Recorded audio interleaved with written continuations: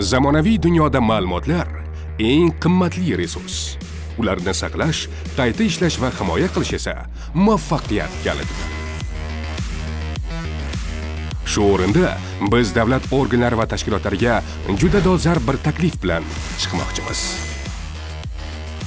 Siz ham tashkilotingiz axborot tizimlari hamda resurslarini ishonchli va xavfsiz saqlashni, faoliyatingiz samaradorligini oshirishni istaysizmi? Raqamli hukumat tizimining ma'lumotlarini qayta ishlash markazi bu borada sizga manfaatli takliflarni beradi. Raqamli tejamkorlik. Alohida server qurilmalari va infratuzilma uchun sarflanadigan mablag' hamda vaqtni 3-4 barobargacha tejash imkoniyati. Ilg'or Cloud portal. So'nggi texnologik yechimlarga asoslangan cloud servislar va avtomatlashgan funksiyalardan foydalanish qulayligi. Yuqori darajadagi xavfsizlik.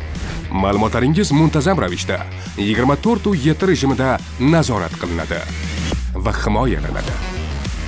Uzluksiz faoliyat.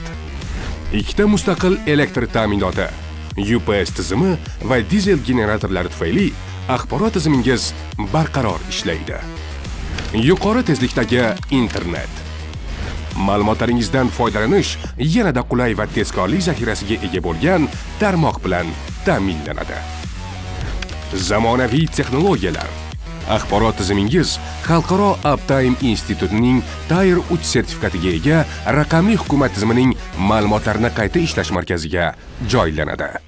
Guvohi bo'lganingizdek, zamonaviy dunyoda qimmatli resurslaringizni saqlashda raqamli hukumatning ma'lumotlarini qayta ishlash markazi ham ishonchli, ham samarali tanlov ekanligi shubhasiz. Hoziroq biz bilan bog'laning va ma'lumotlaringiz xavfsizligini ta'minlang.